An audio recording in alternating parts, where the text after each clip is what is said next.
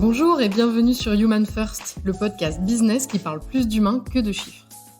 À chaque épisode, je vous emmène à la rencontre de professionnels qui ont osé voir le monde du travail différemment. Comment ? En plaçant l'humain au cœur de ses priorités et de sa stratégie. Je suis Cécile Chaperon, entrepreneuse, RH, coach et militante pour un monde du travail plus épanouissant et plus responsabilisant. Et maintenant, place à notre invité du jour. L'Amazona est une marque de produits solides et d'accessoires durables pour la salle de bain et la maison.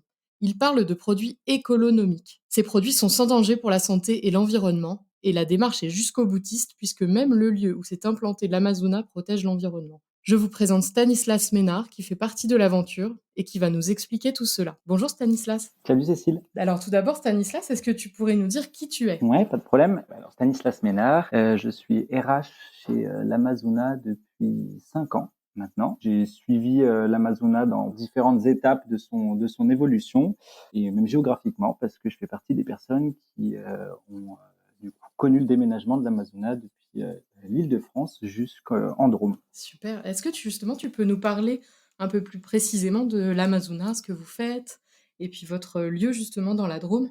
Ouais, carrément. Alors comme tu l'as bien dit, l'Amazona, nous, on est une entreprise qui commercialise des produits d'hygiène et d'entretien, des cosmétiques zéro déchet. Donc on a un vrai engagement écologique. C'est vraiment l'ADN de notre projet. Et dans la continuité du coup de ce qu'on pouvait faire, de ce qu'on commercialise, on a pris la décision il y a maintenant un peu plus de 3 ans de cela de déménager dans la Drôme pour pouvoir créer des bureaux qui soient complètement à l'image de l'entreprise. Donc avec voilà, des bureaux qui soient aussi inscrits dans une démarche écologique assez complète. Il me semble qu'on l'appelle l'écolieu, c'est ça? C'est ça, on l'appelle l'écolieu. Alors c'est un bâtiment à énergie positive, ça veut dire qu'il produit, à terme, il produira plus d'énergie qu'il n'en consomme. Et alors c'est un super chouette bâtiment posé au milieu de 5 hectares aménagé. On essaye en tout cas de la meilleure des manières et de la manière la plus vertueuse. Et c'est un projet connecté parce on cherche à développer aussi un jardin en permaculture sur ces 5 hectares pour pouvoir enrichir plus tard une cantine d'entreprise végane. Top, je crois qu'il me semble que ce lieu est particulièrement visité par vos voisins. En tout cas, j'en ai déjà entendu parler. Alors raconte-nous, Stanislas, comment on travaille chez l'Amazona? Alors, comment est-ce qu'on travaille? J'espère dans les meilleures conditions. En tout cas, on y travaille. Nous, d'un point de vue purement RH, par exemple, on essaye de faire rimer RH avec rendre heureux. Alors, c'est pas une, c'est pas une phrase de moi. Elle vient de Laurence Fané. Voilà. Bon, c'est des choses qu'on essaie de reprendre un peu comme un mantra. Mais je trouve que ça illustre pas mal en tout cas, notre volonté de bien faire. Je ne dis pas qu'on y arrive partout, mais en tout cas, on s'y essaye. Tu m'avais raconté que vous faites un test en ce moment autour du pôle logistique. Est-ce que tu peux nous raconter ça? On est un peu sorti de la phase test. Je pense que maintenant, on peut dire que jusqu'ici, la phase test est conclue et qu'on est sur un rythme de croisière. Ce qui s'est passé à la logistique, c'est que suite au départ de notre ancien responsable logistique, on a fait le choix de tester en fait une autre manière de travailler sans manager au niveau du pôle logistique. Donc très concrètement, le pôle logistique, il n'y a pas de chef. Les personnes du pôle logistique se sont attribuées des rôles et fonctionnent en autonomie. Donc, suite au départ du responsable logistique, il se pose la question, nous, de remplacer ou non la fonction. Alors, ça nous paraît assez évident que quand on a des turnovers comme ça, il faut remplacer poste pour poste. Et avant de partir tête baissée là-dedans, on s'est dit, bon, il y a peut-être quelque chose à aller chercher, quelque chose d'autre à creuser. Et on s'est posé la question très concrètement, qu'est-ce qu'on cherchait en fait, qu'est-ce qu'on cherchait derrière le poste alors là, c'était responsable logistique, manager au pôle logistique, et d'essayer de coucher un peu sur papier les craintes que pouvait avoir Laetitia si jamais on remplaçait pas cette personne cette fonction poste pour poste. Partant de ça, on a décidé de réunir toute l'équipe logistique et de faire un travail un atelier de co-construction, ça s'appelle. L'idée étant que Laetitia intervenait en tant que cliente du service logistique en leur présentant du coup une problématique à laquelle les personnes du pôle logistique essaieraient de répondre, en tout cas formuleraient des avis pour essayer de rassurer ou alors en tout cas ouvrir un peu les chakras de Laetitia. C'est ce qu'on a fait. Laetitia étant la fondatrice. Pardon, oui, Laetitia étant la fondatrice et gérante de l'Amazona. C'est ce qu'on a fait et en fait, on s'est rendu compte que la logistique avait déjà réfléchi à la question, avait plein d'idées hyper pertinentes et plein de propositions pour arriver à se passer du coup de cette fonction d'ailleurs qu'ils ne souhaitaient pas vraiment parce qu'ils trouvaient que ça créait des décalages et que c'était pas forcément une fonction souhaitée qui les allégeait ou qui les rassurait. C'était pas forcément le cas. Donc on a surfé sur leur envie et leurs propositions. Donc on a bien spécifié par contre qu'à l'issue de ça, ce serait on mettra un peu une phase test parce qu'on était voilà, il fallait voir un petit peu pour voir comment est-ce que ça fonctionnait et aujourd'hui ça roule nickel. OK, et du coup, les fonctions qui sont habituellement exercées par un manager, je sais pas moi, les entretiens d'évaluation, les horaires, les prises de décision et cetera, ça se passe comment ça? Alors sur, par exemple, tout ce qui est, respect des règles de base, on va dire respect des horaires, respect du lieu de travail, enfin un petit peu la gestion du commun, ils ont écrit des règles, en fait, et ils se sont engagés les uns envers les autres à les respecter. Et ils ont chacun un peu la responsabilité, là on fait confiance au groupe, mais ils ont un peu chacun la responsabilité de se sensibiliser les uns aux autres à ces engagements, en tout cas se rappeler ces engagements. Donc ça, à ce niveau-là, on est vraiment sur, il y a pas de rôle à proprement défini sur bon bah qui doit rappeler un tel d'arriver à l'heure ou de faire ça. Normalement, ils gèrent ça en groupe. Ils ont des réunions hebdomadaires, par contre, de prévues. Il y a peu des réunions sacrées où, bah voilà, si jamais il y a des choses qui doivent sortir, ils les sortent à ce moment-là. Parmi les rôles qu'ils ont, ils animent chacun à tour de rôle ces temps d'échange. On a un rôle de médiateur. Donc ça, c'est plus pour la casquette manager de la personne qui va essayer de garantir un climat social sain dans son équipe. Et ça, on a quelqu'un au sein du pôle logistique qui a ce rôle-là. Donc c'est un peu le rôle de thermomètre au sein de l'équipe et qui, si jamais, bon bah il y avait un conflit qui ne pourrait pas trancher, on pourrait pas trancher juste avec l'intervention d'un manager qui apporterait telle ou telle solution. Et bah du coup, ça se passe là par contre avec le service RH. Donc on travaille un peu main dans la main. Le médiateur, il a été formé? Non, pas particulièrement. Il n'a pas eu de formation externe pour le moment. On échange beaucoup lui et moi sur comment être attentif un petit peu aux différents signaux venant de son équipe. Après, par contre, il a été nommé au sein de son équipe parce que il avait de base une sensibilité assez importante à ce niveau-là, parce que voilà, il sentait un peu les épaules de le faire. OK, il a été nommé comment?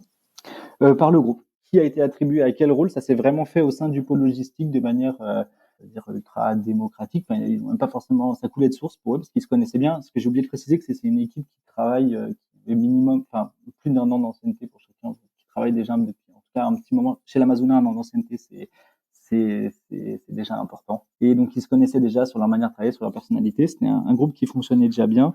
Donc par contre, qui devait prendre tel ou tel rôle coulait pas mal de sources. La définition des rôles, par contre, en amont, c'est fait, bah, pareil, ils ont travaillé ensemble, mais c'est fait validé par le service des ressources humaines et Laetitia. Ils sont combien dans le service logistique? Alors actuellement, ils sont 4 dans le service logistique. Est-ce que dans votre fonctionnement, là, par exemple, logistique, est-ce qu'il y a une volonté, de la part de Laetitia et toi, une volonté de changer l'humain dans l'entreprise, une volonté politique? Ou est-ce que c'est des choses qui se font naturellement et où vous suivez votre instinct et puis voilà, ça se fait comme ça? Ah, elle est pas facile cette question. J'ai plusieurs réponses. La première, c'est que je rebondis sur la phrase changer l'humain. Alors, je sais plus exactement comment est-ce que tu l'as formulé, mais c'est ça, c'est vraiment pas notre prétention. Nous, on essaye de pas mal sensibiliser en fait les gens à ce propos, et essayer de faire évoluer les gens dans leur milieu professionnel et sur les mentalités vis-à-vis du travail. Oui, par contre, changer l'humain, voilà, c'est pas en entreprise que ça se fait, ou en tout cas pas totalement. Et on essaye d'avoir un petit peu de distance avec ces termes qui sont forts et qui, pour moi, rajoutent plus de complexité qu'elles ne facilitent un peu notre rapport au travail. Par contre, oui, clairement, alors il y a un peu d'instinct sur comment est-ce qu'on gère les choses, fort de qui on est, même si parfois il faut se méfier de cet instinct parce que dès qu'on est un petit peu en situation difficile, on peut pas forcément réagir de la bonne manière. Donc non, c'est vraiment une remise en question perpétuelle C'est pour certains beaucoup d'énergie dépensée inutilement, pour d'autres quelque chose de génial. Je pense que la réalité elle se situe un peu entre les deux, mais clairement c'est un effort perpétuel, quoi. Toujours essayer de se poser la question de est-ce qu'on fait les choses justes, où est-ce qu'on met le curseur humain, quoi. Est-ce que ce qu'on fait est censé, est-ce que c'est vraiment dans cet environnement-là qu'on voudrait travailler, et en bout de ça, est-ce que le job est fait? Parce que ça, évidemment, il faut pas l'oublier. C'est est-ce qu'on est rassuré, par contre, aussi, d'un point de vue opérationnel? Est-ce que ce qu'on met en place nous permet de nous réaliser de la meilleure manière et que le travail soit fait? Tu m'avais parlé aussi de, la façon dont vous avez géré, l'activité partielle pendant le Covid, puisqu'il y a beaucoup d'entreprises qui ont été concernées par ça et je trouvais ça particulièrement intéressant, la façon dont vous avez géré ça. Est-ce que tu peux nous en parler? Oui, alors nous, on a été particulièrement touchés par le Covid. Donc, comme beaucoup d'entreprises, on a dû avoir recours à de l'activité partielle. Bon, alors, on a fait pas mal d'activités partielles et surtout, on a eu une approche toujours un peu différente de l'activité partielle. Les toutes premières fois, on a mis en place l'activité partielle, sachant que c'était quelque chose de tout nouveau. On a voulu un petit peu mener ça de la manière la plus juste en imposant à tout le monde en fait le même rythme d'activité partielle. On s'est rendu compte que c'était pas du tout pertinent parce qu'en fait la crise impactait pas du tout les métiers de la même manière. Donc ça, on en est vite revenu. Ensuite, on a essayé de plus se rapprocher en fait finalement des corps de métier. Voilà, dans tel corps de métier, bah en fait ils sont plus ou moins impactés, donc il y a tel rythme de chômage partiel pour tout le monde. Et en fin de compte, là, à l'heure où je te parle, on fait encore de l'activité partielle. Alors c'est plus celui du Covid, mais c'est de l'activité partielle longue durée là pour le coup. Il y a eu pas mal de frustrations liées à la manière dont on avait une frustration légitime, hein, parce que quand c'est imposé, ça fait toujours bizarre. On a le sentiment d'être un peu mis à l'écart dès qu'on est sujet de l'activité partielle. En tout cas, nous, c'est comme ça que ça a été pour la plupart vécu en entreprise. Et là, on a testé une toute nouvelle formule, c'est-à-dire que au lieu d'imposer, en fait, on a demandé un peu. On a fait un travail voilà, au plus proche des métiers de chacun en leur demandant, bah voilà, est-ce que vous pensez que votre métier est impacté par la crise? Est-ce que vous pensez qu'il est pertinent de vous mettre en activité partielle? On a vraiment été au plus proche en fait de chacun des postes pour prendre ce que j'appelle prendre la température et ensuite essayer de construire une stratégie qui soit pertinente et qui soit par définition co-construite. Donc en essayant de voir ce qui était le plus juste. Et on est parti de ça et on a vu que, alors que c'était très compliqué de mettre des personnes en activité partielle, on a arrivé à mettre encore plus de personnes en activité partielle parce que les personnes sont arrivées à comprendre pourquoi est-ce que il était nécessaire de le faire et vu qu'ils ont eu la possibilité de faire ce travail de remise en question de leur job, bah, ça s'est fait de manière hyper fluide. Et là, aujourd'hui, on a plus trop de frustration liée à telle ou telle personne mise en activité partielle parce qu'elles ont été intégrées dans ce travail. Est-ce que vous avez une façon de recueillir les avis ou en tout cas d'écouter, le climat social, chez vos collaborateurs? Alors, on fait une réunion, enfin une réunion, on fait une journée tous les 3 mois pour se réunir tous ensemble et prendre le temps de partager un moment qui soit un peu en dehors du quotidien des fonctions de chacun. Donc, je pense à ça en premier lieu. Après, nous, on met toujours un point d'honneur, quoi, à être le plus disponible tout le temps. Alors, bon, là, c'est pas le cas parce qu'on est en train d'enregistrer, mais normalement, la porte de la RH est toujours ouverte. Et voilà, dès que quelqu'un a besoin d'échanger pour n'importe quel sujet, il sait qu'on est disponible. Et vos réunions, trimestrielles du coup, elles sont animées par qui? Vous vous y dites quoi? Elles ont à chaque fois un peu des thèmes différents. Elles sont animées par qui? Bah, les toutes premières, elles ont été animées par la direction et les ressources humaines, ce qui a emporté enfin, une adhésion, on va dire, pas totale. Et c'est pareil, ce qui peut être bon, ça s'est bien passé, hein, évidemment, mais on s'est rendu compte qu'on pouvait aller encore plus loin dans la démarche en intégrant en fait les collaborateurs, les collègues dans son organisation. Et donc toujours les ressources humaines aujourd'hui, mais on propose à des volontaires en fait de venir co-organiser tout l'ensemble par contre de la journée. Et c'est ce qu'on a fait par exemple pour notre dernier séminaire. C'est-à-dire qu'on a été 3 à organiser toute la journée. Et ça s'est fait du coup avec 2 volontaires de services qui n'ont rien à voir et qui sont venus me prêter main forte sur l'organisation de cette journée. C'était quoi l'objectif de ce séminaire? Il y avait plusieurs objectifs. Alors c'est marrant que tu me poses la question parce qu'on les avait listés par ordre d'importance pour un peu donner le ton. Le tout premier, c'était passer un bon moment ensemble. On en avait besoin, donc on avait dit bah, en fait si on fait cette journée et qu'on passe pas un bon moment ensemble, elle sert à rien. Ensuite, c'était se recentrer un peu sur qui on est, donc avec tout un travail sur nos valeurs, notre mission, et voilà, se recentrer un peu sur ce qui nous réunissait. Et enfin, aller de l'avant. Ça marquait ça marquait un peu une nouvelle étape pour nous. Et donc, voilà, comment est-ce qu'on peut aller de l'avant et surtout comment est-ce qu'on le fait. OK, et donc c'était avec une idée de le travailler en collaboratif avec l'ensemble des collaborateurs? Ouais, totalement.